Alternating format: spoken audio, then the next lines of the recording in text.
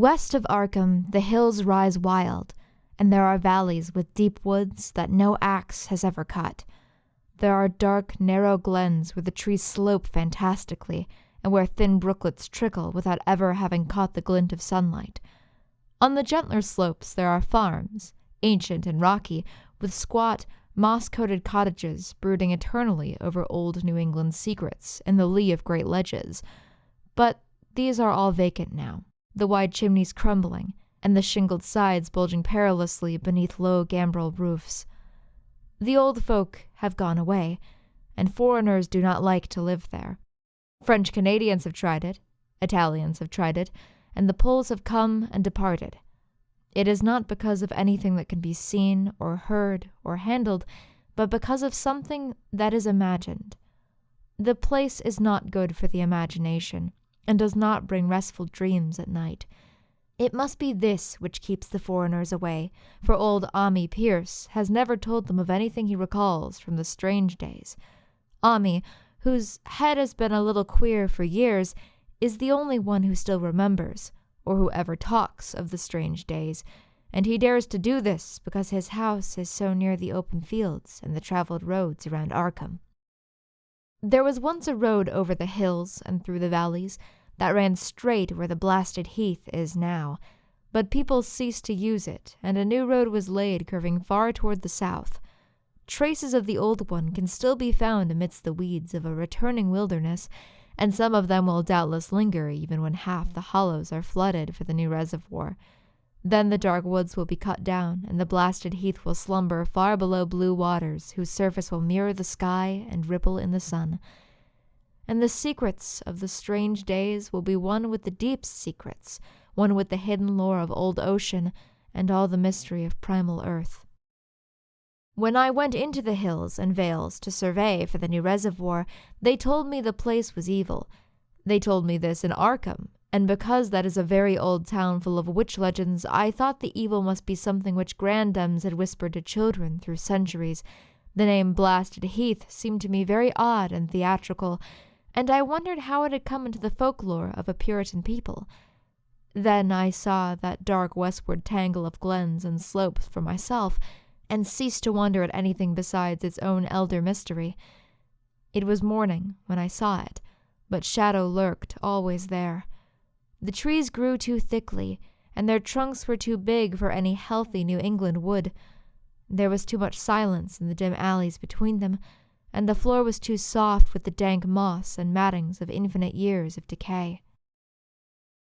In the open spaces, mostly along the line of the old road, there were little hillside farms, sometimes with all the buildings standing, sometimes with only one or two, and sometimes with only a lone chimney or fast-filling cellar.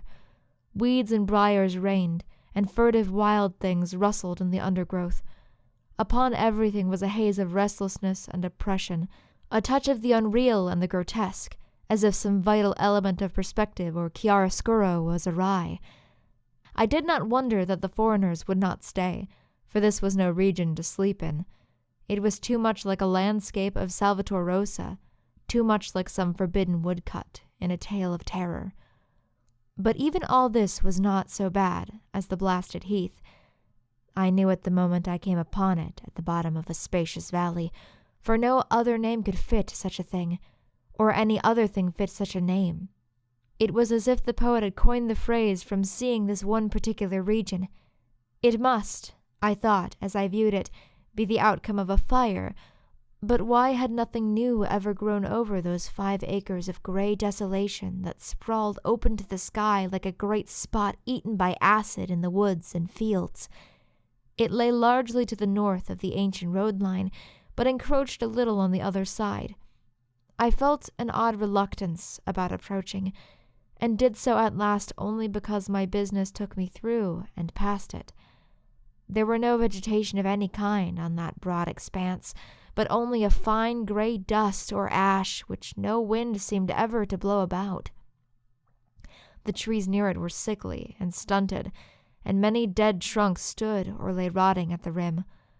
As I walked hurriedly by, I saw the tumbled bricks and stones of an old chimney and cellar on my right, and the yawning black maw of an abandoned well whose stagnant vapors played strange tricks with the hues of the sunlight.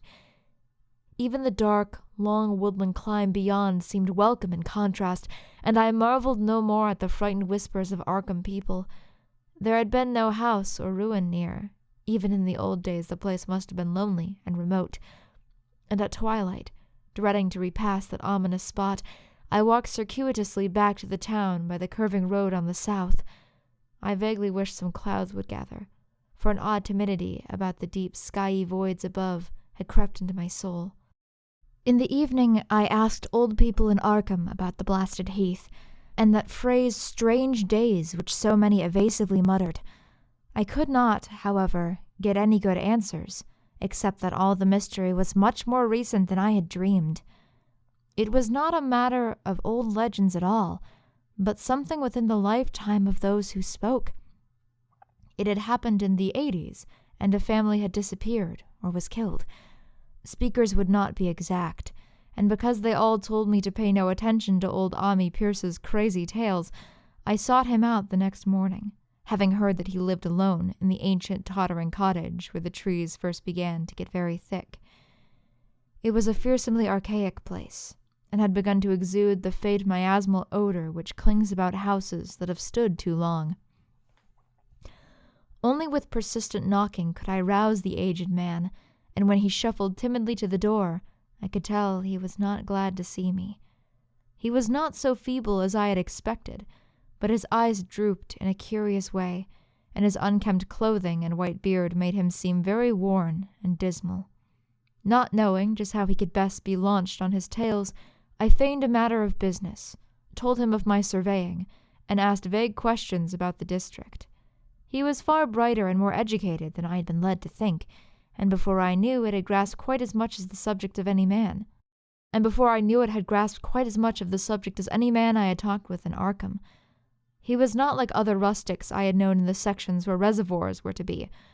From him there were no protests at the miles of old wood and farmland to be blotted out, though perhaps there would have been, had not his home laid outside the boundaries of the future lake. Relief was all that he showed. Relief at the doom of the dark ancient valleys through which he had roamed all his life. They were better under water now, better under water since the strange days. And with this opening his husky voice sank low, while his body leaned forward and his right forefinger began to point shakily and impressively. It was then that I heard the story, and as the rambling voice scraped and whispered on, I shivered again and again despite the summer day. Often I had to recall the speaker from ramblings, piece out scientific points which he knew only by a fading parrot memory of professors' talk, or bridge over gaps where his sense of logic and continuity broke down. When he was done, I did not wonder that his mind had snapped a trifle, or that the folk of Arkham would not speak much of the blasted heath. I hurried back before sunset to my hotel, unwilling to have the stars come out above me in the open, and the next day returned to Boston to give up my position. I could not go into that dim chaos of old forest and slope again, or face another time that gray blasted heath where the black well yawned deep beside the tumbled bricks and stones. The reservoir will soon be built now, and all those elder secrets will be safe forever under watery fathoms. But even then, I do not believe I would like to visit that country by night. At least, not when the sinister stars are out, and nothing could bribe me to drink the new city water of Arkham. It all began, old Ami said, with the meteorite.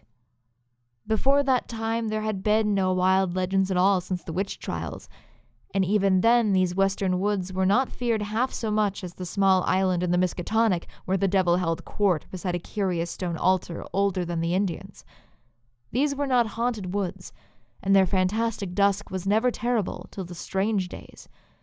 Then there had come that white noontide cloud, that string of explosions in the sky, and that pillar of smoke from the valley far in the wood. And by night all Arkham had heard of the great rock that fell out of the sky and bedded itself in the ground beside the well at the Nahum Gardner place. That was the house which had stood where the blasted heath was to come, the trim white Nahum Gardner house amidst its fertile gardens and orchards. Nahum had come to town to tell people about the stone, and had dropped in at Ami Pierce's on the way.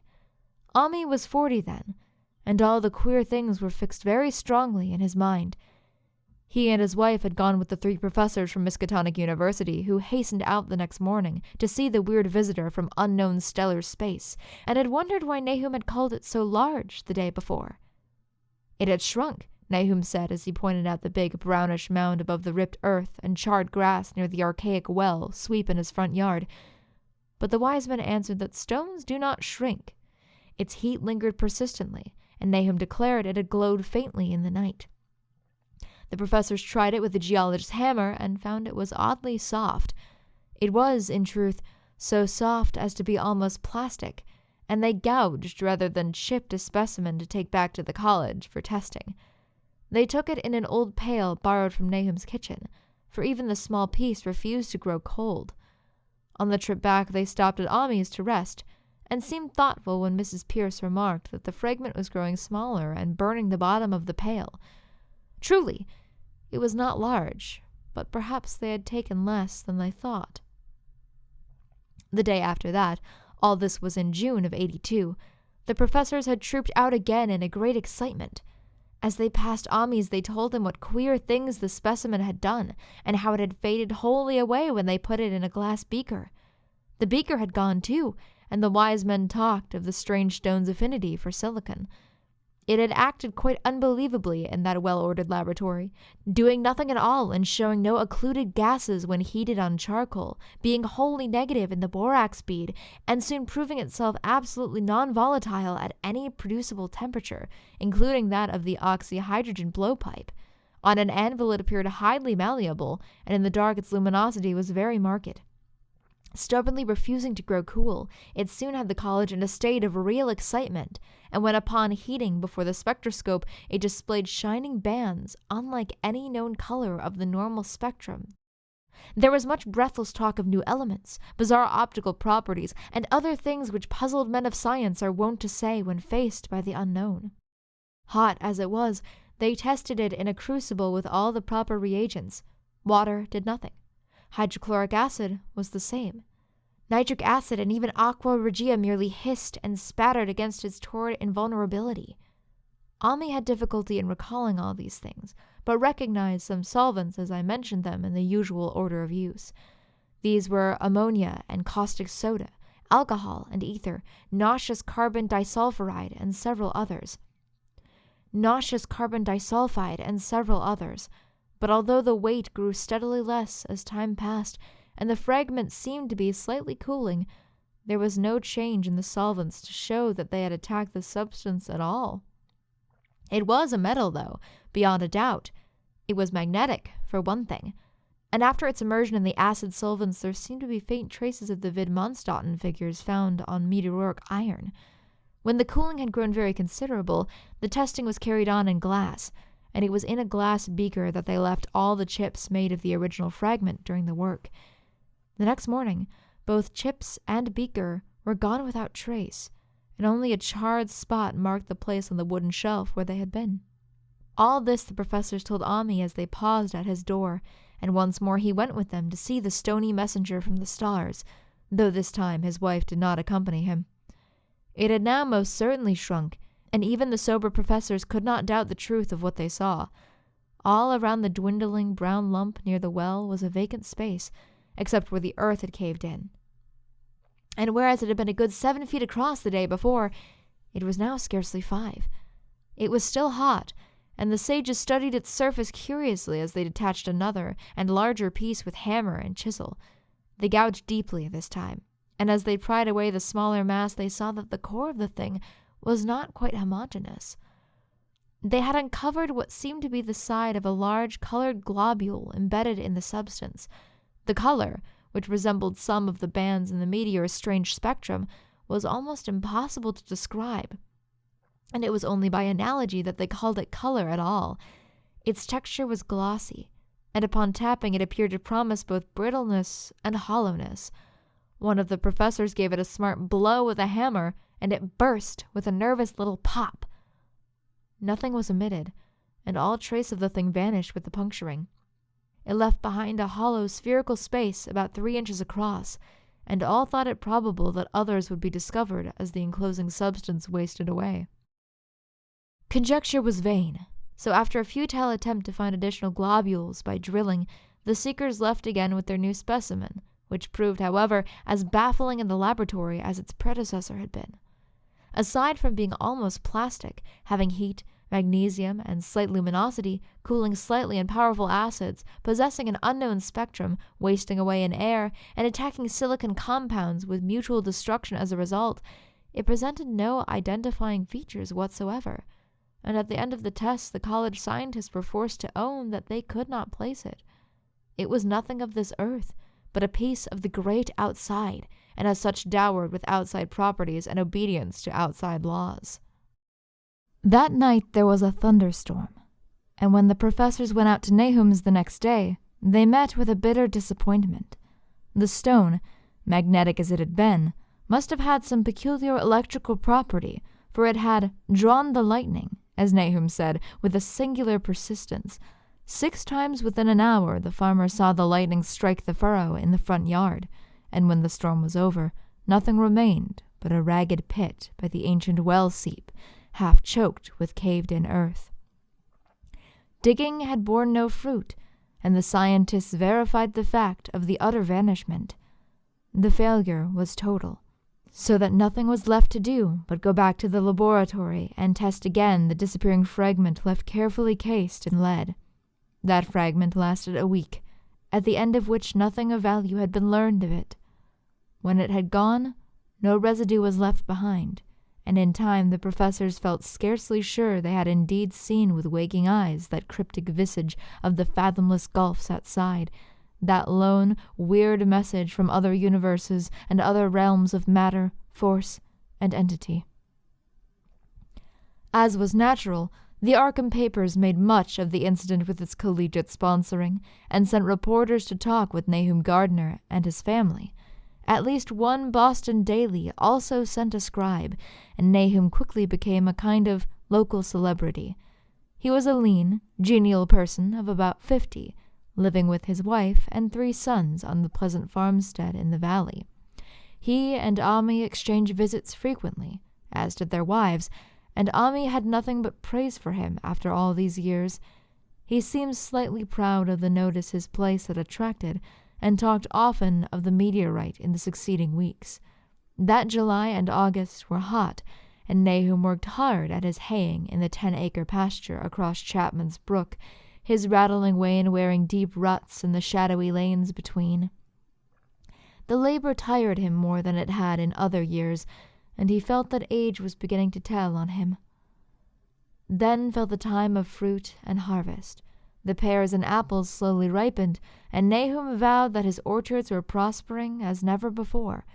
The fruit was growing to phenomenal size and unwonted gloss, and in such abundance that extra barrels were ordered to handle the future crop. But with the ripening came sore disappointment, for of all that gorgeous array of spacious lusciousness not one single jot was fit to eat. Into the fine flavor of the pears and apples had crept a stealthy bitterness and sickishness, so that even the smallest of bites induced a lasting disgust. It was the same with the melons and tomatoes, and Nahum sadly saw that his entire crop was lost. Quick to connect events, he declared that the meteorite had poisoned the soil, and thanked heaven that most of the other crops were in the upland lot along the road. Winter came early, and was very cold. Ami saw Nahum less often than usual, and observed that he had begun to look worried. The rest of his family, too, seemed to have grown taciturn, and were far from steady in their church-going or their attendance at the various social events of the countryside. For this reserve or melancholy no cause could be found, though all the household confessed now and then to poorer health and a feeling of vague disquiet. Nahum himself gave the most definite statement of anyone when he said he was disturbed about certain footprints in the snow. They were the usual winter prints of red squirrels, white rabbits, and foxes, but the brooding farmer professed to see something not quite right about their nature and arrangement. He was never specific, but appeared to think that they were not as characteristic of the anatomy and habits of squirrels and rabbits and foxes as they ought to be. Ami listened without interest to this talk until one night when he drove past Nahum's house in his sleigh on the way back from Clark's Corners. There had been a moon, and a rabbit had run across the road, and the leaps of that rabbit were longer than either Ami or his horse liked. The latter, indeed, had almost run away when brought up by a firm rein. Thereafter, Ami gave Nahum's tales more respect, and wondered why the gardener dogs seemed so cowed and quivering every morning. They had, it developed, nearly lost the spirit to bark. In February, the McGregor boys from Meadow Hill were out shooting woodchucks, and not far from the Gardner place begged a very peculiar specimen. The proportions of its body seemed slightly altered in a queer way incomprehensible to describe, while its face had taken on an expression which no one ever saw in a woodchuck before. The boys were genuinely frightened, and threw the thing away at once, so that only the grotesque tales of it ever reached the people of the countryside. But the shying of the horses near Nahum's house had now become an acknowledged thing, and all the basis for a cycle of whispered legend was fast taking form. People vowed that the snow melted faster around Nahum's than it did anywhere else, and early in March there was an odd discussion in Potter's General Store at Clark's Corners. Stephen Rice had driven past Gardner's in the morning, and had noticed the skunk cabbages coming up through the mud by the woods across the road. Never were things of such size seen before, and they held strange colors that could not be put into any words. The shapes were monstrous, and the horses had snorted at an odor which struck Stephen as wholly unprecedented. That afternoon several persons drove past to see the abnormal growth, and all agreed that plants of that kind ought never to sprout in a healthy world. The bad fruit of the fall before was freely mentioned, and it went from mouth to mouth that there was poison in Nahum's ground.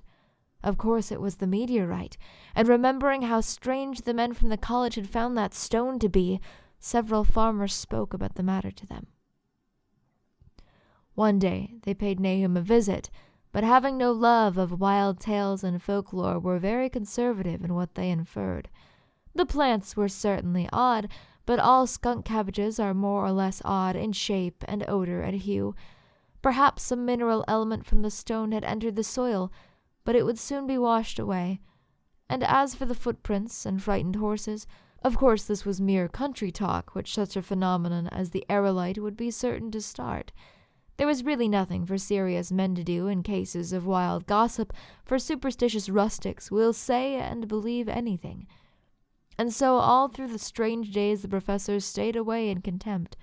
Only one of them, when given 2 files of dust for analysis in a police job over a year and a half later, recalled that the queer color of that skunk cabbage had been very like one of the anomalous bands of light shown by the meteor fragment in the college spectroscope, and like the brittle globule found embedded in the stone from the abyss. The samples in this analysis case gave the same odd bands at first, though later they lost the property. The trees budded prematurely around Nahum's, and at night they swayed ominously in the wind. Nahum's second son Thaddeus, a lad of 15, swore that they swayed also when there was no wind, but even the gossips would not credit this. Certainly, however, restlessness was in the air. The entire Gardner family developed the habit of stealthy listening, though not for any sound which they could consciously name. The listening was, indeed, rather a product of moments when consciousness seemed half to slip away. Unfortunately, such moments increased week by week, till it became common speech that something was wrong with all Nahum's folks. When the early saxifrage came out, it had another strange color, not quite like that of the skunk cabbage, but plainly related and equally unknown to anyone who saw it. Nahum took some blossoms to Arkham and showed them to the editor of the Gazette, but the dignitary did no more than write a humorous article about them, in which the dark fears of rustics were held up to polite ridicule. It was a mistake of Nahum's to tell a stolid city man about the way the great, overgrown mourning cloak butterflies behaved in connection to these saxifrages. April brought a kind of madness to the country folk, and began that disuse of the road past Nahum's which led to its ultimate abandonment. It was the vegetation. All the orchard trees blossomed forth in strange colors, and through the stony soil of the yard and adjacent pasturage there sprang up a bizarre growth which only a botanist could connect with the proper flora of the region. No sane, wholesome colors were anywhere to be seen except in the green grass and leafage, but everywhere those hectic and prismatic variants of some diseased, underlying primary tone without a place among the known tints of earth. The Dutchman's breeches became a thing of sinister menace, and the bloodroots grew insolent in their chromatic perversion. Ami and the gardeners thought that most of the colors had a sort of haunting familiarity, and decided that they reminded one of the brittle globule in the meteor. Nahum plowed and sowed the 10-acre pasture and the upland lot, but did nothing with the land around the house. He knew it would be of no use, and hoped that the summer's strange growth would draw all the poison from the soil. He was prepared for almost anything now, and had grown used to the sense of something near him waiting to be heard. The shutting of his house by neighbors told on him, of course, but it told on his wife more. The boys were better off, being at school each day, but they could not help being frightened by the gossip. Thaddeus, an especially sensitive youth, suffered the most. In May the insects came, and Nahum's place became a nightmare of buzzing and crawling. Most of the creatures seemed not quite usual in their aspects and motions, and their nocturnal habits contradicted all former experience. The gardeners took to watching at night, watching in all directions at random for something. They could not tell what. It was then that they all owned that Thaddeus had been right about the trees. Mrs. Gardner was the next to see it from the window as she watched the swollen boughs of a maple against the moonlit sky. The boughs surely moved, and yet there was no wind. It must be the sap. Strangeness had come into everything growing now, yet it was none of Nahum's family at all who made the next discovery. Familiarity had dulled them, and when they could not see what glimpsed by a timid windmill salesman from Bolton who drove by one night in ignorance of the country legends, what he told in Arkham was given a short paragraph in the Gazette, and it was there that all the farmers, Nahum included, saw it first. The night had been dark and buggy lamps faint, and around a farm in the valley which everyone knew from the account must be Nahum's, the darkness had been less thick. A dim, though distinct luminosity seemed to inhere in all the vegetation, grass, leaves, and blossoms alike, while at one moment a detached piece of the phosphorescence appeared to stir furtively in the yard near the barn. The grass had so far seemed untouched, and the cows were freely pastured in the lot near the house, but toward the end of May the milk began to be bad. Then Nahum had the cows driven to the uplands, after which the trouble ceased. Not long after this, the change in grass and leaves became apparent to the eye. All the verdure was growing gray, and was developing a highly singular quality of brittleness. Ami was now the only person who ever visited the place, and his visits were becoming fewer and fewer. When school closed, the gardeners were virtually cut off from the world, and sometimes let Ami do their errands in town. They were failing curiously, both physically and mentally, and no one was surprised when the news of Miss Gardner's madness stole around.